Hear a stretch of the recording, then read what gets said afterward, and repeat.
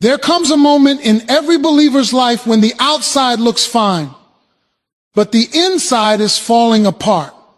You're smiling in public, functioning at work, serving at church, but deep down, your spirit is worn, fractured, and weary. You're not broken because you're weak. You're broken because life has been heavy. And the problem is not that we don't love God.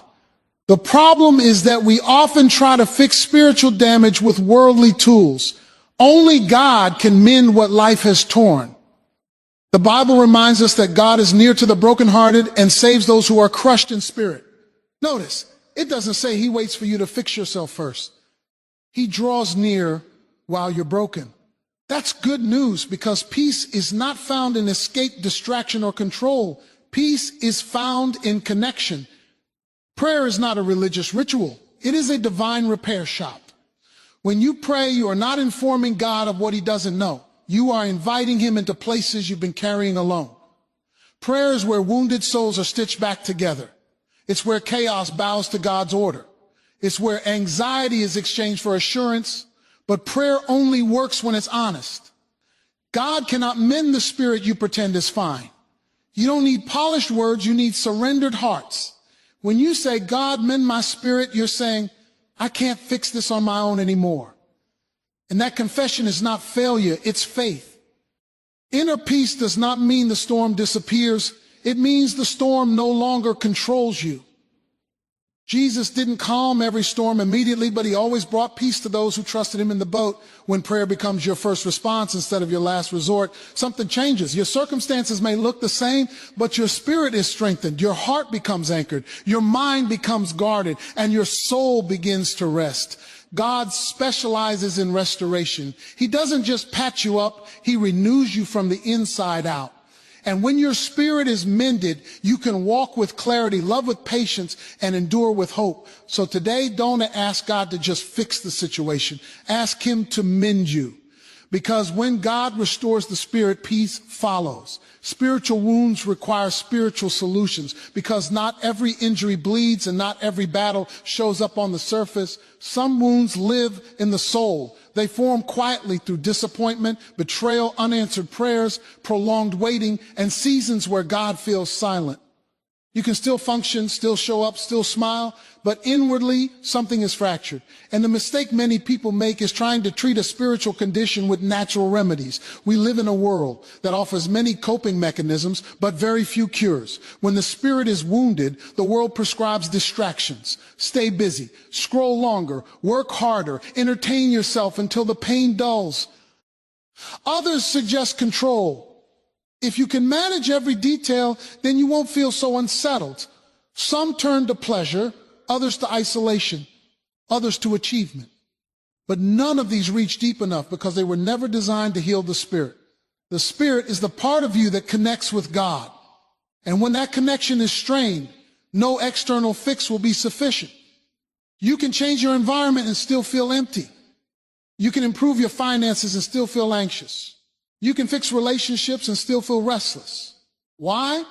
Because spiritual damage doesn't respond to surface level solutions. When the soul is injured, only the one who created it knows how to restore it. This is why God often allows us to reach the end of ourselves. Not to punish us, but to reveal the limits of our substitutes. He lets the distractions fail. He lets the control slip. He lets the noise quiet down, so we finally hear what's been true all along, that the wound is deeper than we thought and we can't heal it ourselves. Many believers struggle here because they love God, yet they still attempt to solve spiritual pain independently. They pray occasionally, but they rely primarily on human strength. They seek God for outcomes, not healing. They want God to change the situation, but God wants to address the condition of the spirit navigating that situation. Spiritual wounds come from spiritual disconnections. When trust is shaken, when hope is deferred, when fear goes unchecked, the spirit weakens. And just like a physical injury left untreated becomes infected, a wounded spirit ignored becomes heavy. That heaviness shows up as irritability, exhaustion, loss of joy, or constant worry. You may not call it spiritual pain, but its symptoms are undeniable. God never intended you to carry spiritual weight alone. He designed prayer not as a religious obligation, but as a lifeline. Prayer realigns the soul with its source. It's where the Spirit breathes again. But prayer only becomes effective when we stop using it as a last resort and start using it as the primary response. A spiritual solution requires spiritual surrender. That means acknowledging that some things cannot be fixed by effort, logic, or time alone. Time doesn't heal all wounds. God does. Time can cover pain, but only God can cleanse it. When you bring a wounded spirit to Him, you're not just asking for relief, you're submitting to restoration. The danger of ignoring spiritual solutions is that we normalize brokenness. We say, this is just how I am now. But God never intended trauma, grief, or disappointment to become permanent residents in your soul. Healing doesn't mean you forget what happened. It means what happened no longer controls you. God's healing works from the inside out.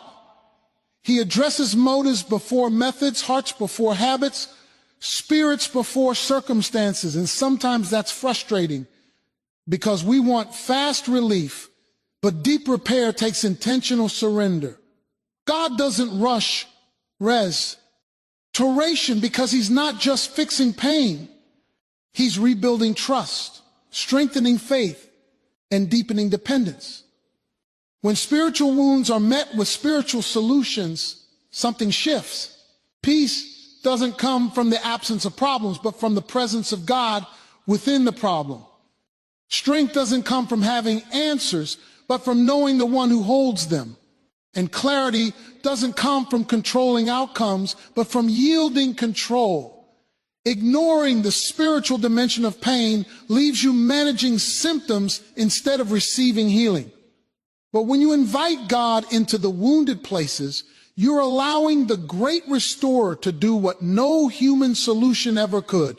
Reach the deepest part of you and begin the work only He can do. Prayer is not a ritual. It is a relationship. And misunderstanding this is one of the greatest reasons people struggle to experience peace. Many approach prayer as a spiritual task to complete rather than a connection to pursue. They measure prayer by time, words, or posture instead of by intimacy. When prayer becomes a routine, it loses its power, not because God stops listening, but because the heart stops engaging. Rituals can be performed without expectation. Relationships cannot. A ritual says, I did my part. A relationship says, I stayed connected.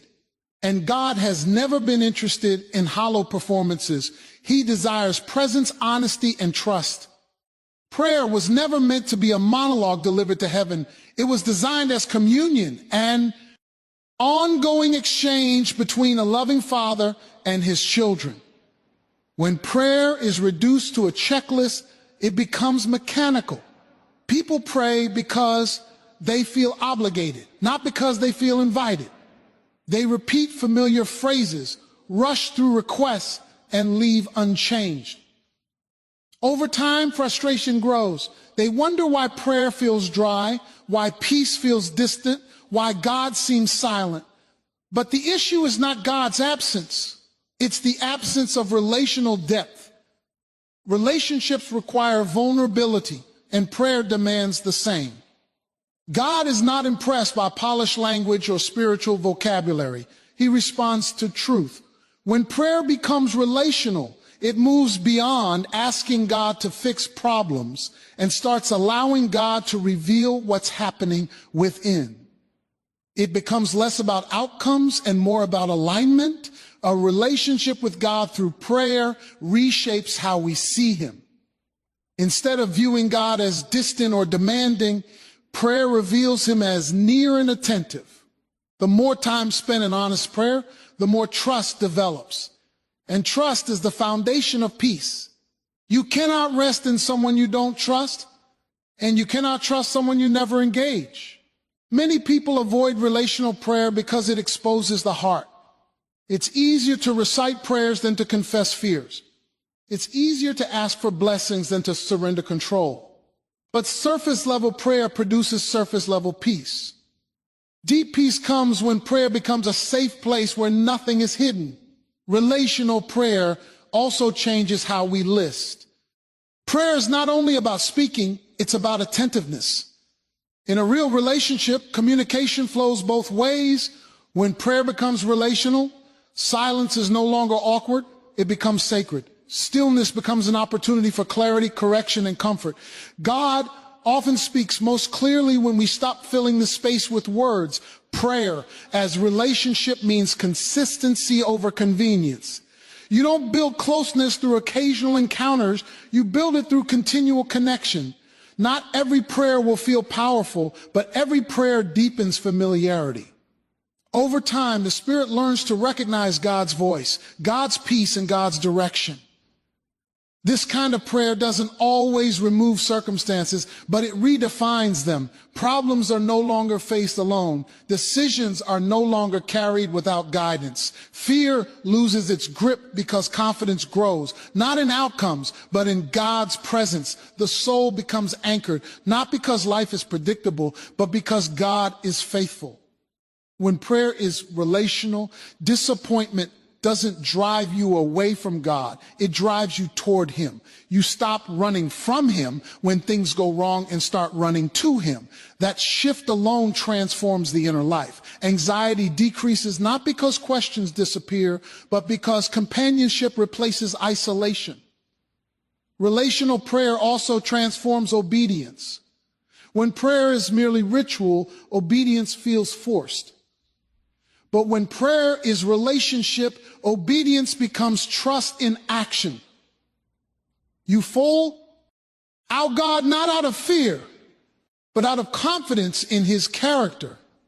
You know Him, and because you know Him, you trust where He leads. Peace grows naturally in relational prayer because peace is a byproduct of closeness. The closer the connection, the greater the security. The deeper the trust, the steadier the heart. Prayer, when understood as relationship, becomes the place where the Spirit finds rest, alignment, and renewal. Ritual may check a box, but relationship changes a life. And when prayer becomes relational, inner peace is no longer something you chase, it's something you carry. Honest prayer invites divine healing because God works in truth, not pretense. Many people pray with guarded hearts, offering God edited versions of themselves, carefully worded, emotionally filtered, and spiritually polished. They say what sounds faithful while hiding what feels fearful. But healing cannot take place where honesty is absent. God does not heal what we conceal. There's a difference between talking to God and opening yourself before God. Talking can remain surface level, but opening requires vulnerability. Honest prayer is not disrespectful, and it is not faithless. In fact, it is one of the highest expressions of faith because it assumes God is safe enough to receive the truth. When you pray honestly, you are declaring that God can handle your confusion, your anger, your disappointment, and your doubt. Many believers struggle with honesty in prayer because they fear saying the wrong thing. They worry that expressing frustration might offend God or reveal weakness. But God already knows the condition of the heart. Silence does not protect you from Him. It only distances you from healing. The Psalms reveal a pattern of raw honesty, questions, complaints, sorrow, and hope existing in the same breath. God did not reject those prayers. He preserved them. Pretend prayers may sound spiritual, but they do not transform the soul. When prayer becomes performance, it creates distance instead of intimacy. God is not moved by spiritual language. He is moved by surrendered hearts. The power of prayer is not in how eloquently it is spoken, but in how truthfully it is offered. Honest prayer also dismantles self-reliance. When you admit fear, you stop pretending to be in control. When you confess weariness, you stop carrying weight that was never meant to be yours. Healing begins the moment pride gives way to dependence. Saying, God, I can't do this is not weakness. It is an invitation for divine strength. God's healing is often blocked not by unwillingness on His part, but by resistance on ours. We ask God to change circumstances while hiding the wounds those circumstances created. We pray for relief without surrendering the pain. But God heals from the inside out. And honest prayer gives him access to the places we usually protect. There is also a refining aspect to honest prayer. As truth is expressed, clarity emerges. What felt overwhelming becomes defined. What felt chaotic becomes named. Honest prayer brings alignment between what is felt and what is believed. It creates space for God to correct false narratives that have taken root in the heart, lies about worth, fear, and abandonment. When you speak honestly before God, you allow him to speak honestly to you. Conviction flows from relationship, not condemnation. God does not expose wounds to shame you. He exposes them to heal you. And healing often begins with acknowledgement. Until pain is named, it remains powerful. Once it is surrendered, it becomes manageable. Honest prayer also develops endurance. When emotions are brought into the light, they lose their destructive force. Fear loses intensity when spoken. Grief softens when shared. Doubt weakens when confessed. God meets honesty with presence, and presence strengthens the soul. This kind of prayer requires courage because it means letting go of the image of having it all together. But God has never asked for perfection. He has asked for truth. The more honest the prayer, the deeper the healing. The more open the heart, the greater the restoration. Divine healing is not always instant, but it is always intentional. God may not remove the struggle immediately, but he will restore stability, peace, and hope along the way.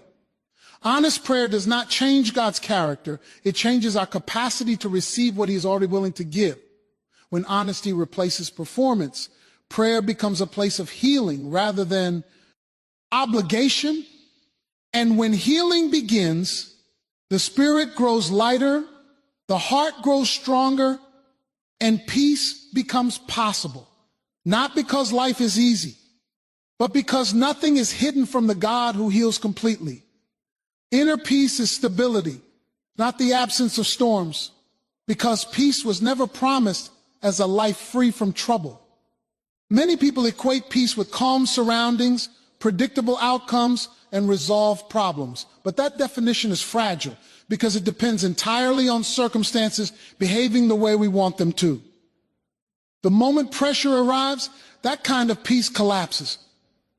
True inner peace is not built on what is happening around you. It is anchored in what is happening within you. Storms are inevitable. Challenges, losses, delays, and disappointments are part of life. Faith does not cancel storms. It redefines how they are experienced. Without inner peace, storms dominate thoughts, emotions, and decisions. With inner peace, storms still exist, but they no longer control the heart. Stability becomes possible even when clarity is absent. Peace is not passive resignation. It is active trust. It is the settled confidence that God remains present and purposeful even when circumstances feel chaotic. This kind of peace allows the soul to remain steady while everything else feels unstable. It does not deny reality. It faces reality without surrendering hope. Many people chase peace by trying to eliminate discomfort. They avoid hard conversations, delay difficult decisions, or escape emotionally whenever tension rises. But avoidance does not produce peace. It produces fragility. The strength of peace is revealed not in comfort, but in endurance. Peace proves itself when the pressure increases and the heart remains grounded. Inner peace functions like an anchor. An anchor does not stop the storm, but it prevents drift. Without peace, emotions pull the soul in every direction. Fear today, frustration tomorrow, despair the next. With peace, the soul remains connected to a steady foundation. That foundation is not personal strength or positive thinking. It is trust in God's character. This peace does not come from understanding everything. In fact, many storms come with unanswered questions. Peace allows the heart to rest without explanations. It is the assurance that even when the path is unclear, God's presence is constant. Peace says, I don't know how this will turn out, but I know who is with me. Stability through peace also reshapes reactions. Instead of responding impulsively, peace creates space for wisdom. It slows the mind, guards the heart, and tempers emotions. When peace is present, decisions are made with clarity rather than panic. Words are chosen carefully. Actions are guided by purpose rather than fear. This kind of peace must be cultivated. It grows through consistent trust, surrendered prayer, and a willingness to rely on God daily. Peace weakens when trust is replaced by control.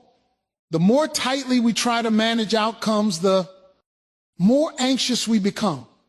Peace flourishes when control is released and dependence deepens. Storms often reveal where peace is rooted. If peace disappears the moment life becomes difficult, it was never anchored deeply. But when peace remains through uncertainty, loss, or waiting, it proves its source is stronger than circumstances. That kind of peace does not numb pain. It stabilizes the soul through pain. Inner peace also carries a quiet confidence. It does not need to prove itself or demand reassurance. It rests in the knowledge that God is actively at work, even when results are not visible. This confidence does not remove grief or frustration, but it prevents them from becoming overwhelming. Living with inner peace transforms endurance into growth. Storms no longer feel wasted. They become places where faith matures and trust deepens. Peace allows the heart to learn rather than collapse, to grow rather than retreat. It creates resilience, not because life is easier, but because the soul is stronger.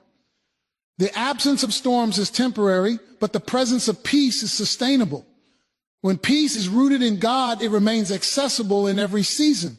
It becomes a steady companion through uncertainty, a stabilizing force through change, and a quiet strength through hardship.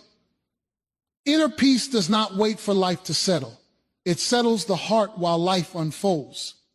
A mended spirit leads to a transformed life because inner restoration always produces outward change. God never heals the spirit merely to provide comfort. He heals it to bring alignment, purpose, and renewed strength. When the spirit is restored, it reshapes how a person thinks, responds, and lives. Transformation does not begin with behavior modification. It begins with spiritual renewal. A wounded spirit distorts perspective. It causes people to react defensively, withdraw emotionally, or operate from fear. Even good intentions can be overshadowed by unresolved pain. But when God mends the spirit, clarity begins to replace confusion. The heart becomes receptive instead of guarded. Decisions become thoughtful rather than reactive. Healing at the spiritual level reorders the entire inner life. Transformation is often subtle at first. It shows up in patience where frustration once lived, in hope where despair once dominated, in humility where pride once protected pain. These changes are not forced, they are fruit. A restored spirit produces new responses because it is rooted in a renewed source of strength. What once felt exhausting now feels manageable because the weight is no longer carried alone. A mended spirit also restores identity. Many people unknowingly define themselves by their wounds, what they survived, what they lost, or what went wrong. Pain becomes a reference point, but spiritual healing breaks that pattern. Identity shifts from damage to purpose, from survival to calling. God does not erase the past, but He redeems it, transforming pain into testimony and weakness into dependence on Him. This inner restoration affects relationships profoundly. When the spirit is wounded, relationships often suffer. Unhealed pain produces mistrust, impatience, or emotional distance. But when God heals the spirit, love flows more freely. Forgiveness becomes possible. Grace replaces resentment. A healed spirit does not demand perfection from others because it rests in God's sufficiency. Transformation also impacts endurance. Life does not become easier, but the soul becomes stronger. A mended spirit can withstand pressure without collapsing. It can face uncertainty without panic. It can endure waiting without losing hope. Strength rooted in God produces resilience that circumstances cannot steal. When the spirit is restored, obedience changes in nature. Instead of feeling burdensome, obedience becomes an expression of trust. The heart follows God, not out of obligation, but out of alignment. Direction becomes clearer because the noise of fear and insecurity has been quieted. A healed spirit recognizes God's voice with greater confidence. Purpose also becomes more evident. God restores the spirit not only for personal peace, but for influence. A transformed life becomes a witness. Others notice the stability, the patience, the hope that remains even under pressure. Healing becomes visible through character, not performance. The life reflects God's work without needing to announce it. Spiritual restoration brings freedom from constant striving. Many people exile us themselves trying to prove worth, earn approval, or maintain control. A mended spirit rests in God's acceptance. That rest fuels healthy effort rather than frantic striving. Work becomes purposeful. Service becomes joyful. Life becomes more balanced. This transformation does not mean perfection. A healed spirit still experiences emotion, disappointment, and struggle. But those experiences no longer define the person. They are processed through trust instead of fear. The spirit remains anchored even when emotions fluctuate. God's work of mending is ongoing. Restoration is not a single moment. It is a continual process of renewal. Each season invites deeper trust, greater surrender, and stronger faith. As the spirit remains connected to God, transformation continues naturally. A mended spirit does not just survive life, it lives it with clarity, strength, and purpose. When God restores the inside, the outside begins to reflect his peace, his power, and his presence in every area of life. Surrendering control to God opens the way for true restoration because many of the struggles we face are intensified by our insistence on managing everything ourselves. The human spirit was not designed to bear the full weight of life alone, yet we often take on responsibilities meant for God's hands. We try to control outcomes, manipulate circumstances, and force solutions according to our timing. While effort and planning are necessary in life, the heart that refuses to yield to God becomes weary, anxious, and frustrated. True healing and inner peace begin when we recognize the limits of our control and allow God to lead.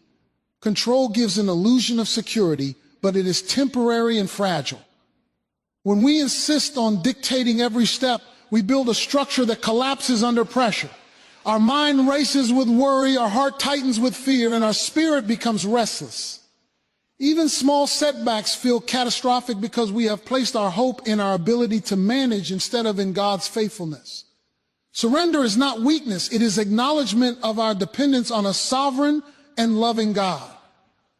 It is the recognition that he knows the beginning, middle, and end of every situation, and that his understanding surpasses ours. Surrender does not mean passivity or indifference. It does not mean ignoring responsibilities or abandoning effort. Rather, it means aligning our will with God's will, releasing anxiety about what we cannot change, and trusting him to work even when the way forward is unclear. Surrender is a conscious decision to stop carrying burdens that are too heavy for human strength and to invite God's presence and power into the areas we cannot manage alone. This act of faith creates space for restoration because God's work is most effective in hearts that are open and yielding. Many believers struggle with surrender because it feels like loss. Letting go of control can be frightening because it exposes us to uncertainty. We worry that things will go wrong if we do not manage them ourselves. But this perspective overlooks the truth that the weight we carry is not ours to bear. God's promise is that he sustains, protects, and provides. When we release control, we do not enter chaos. We enter God's order. We trade anxiety for trust, fear for faith, and exhaustion for divine strength. Surrender is closely linked to obedience. When we yield to God's authority, we demonstrate trust in his character and his timing. This obedience is not always convenient, and it often requires patience. We may have to wait for answers longer than we like or take steps that do not make sense to our human reasoning. Yet each act of surrender builds resilience and deepens faith. The spirit that learns to trust God in small matters will find it easier to trust Him in the larger storms of life. Surrender also fosters humility, which is essential for spiritual healing. When we try to control everything, we implicitly suggest that we know better than God, that we are capable of solving problems that are ultimately beyond human ability. Humility, on the other hand, recognizes our limitations and affirms God's sufficiency. Healing begins in humility because it allows us to receive what we cannot produce on our own. By admitting that we cannot fix every broken place, we invite God's transformative power to enter where we are weak. The process of surrender changes the way we approach prayer. Instead of dictating outcomes, we ask for guidance, strength, and alignment with God's will. Prayer becomes less about demanding results and more about opening the heart. The act of letting go becomes an exercise in trust, teaching the spirit to rest even while life is uncertain. Inner peace grows naturally in a surrendered heart because God's presence. You don't have to be moved. You don't have to stay close.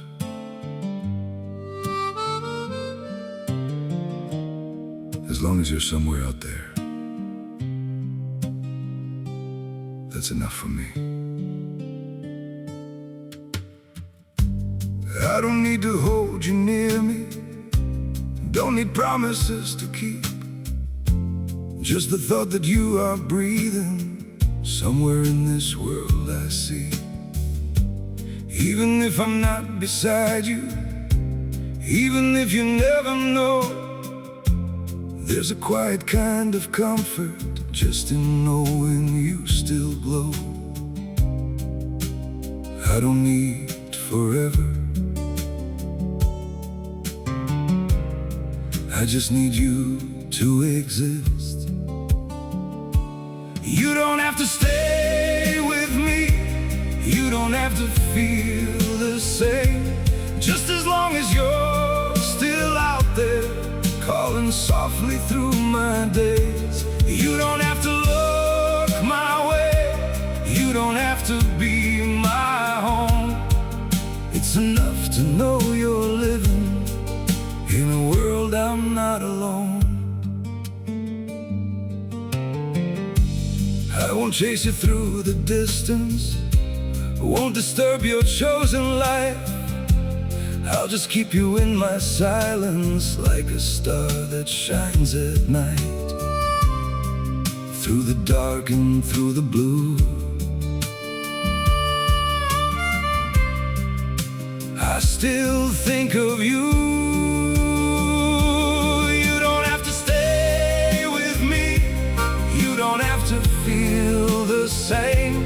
Just as long as you're still out there, calling softly through my days.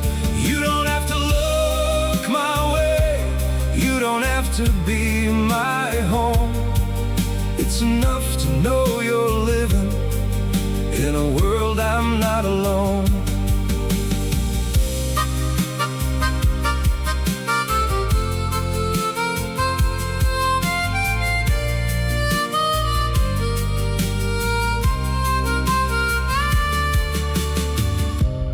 I don't need to be your light, I don't need to cross your mind. All I need is just the truth that you're somewhere still alive.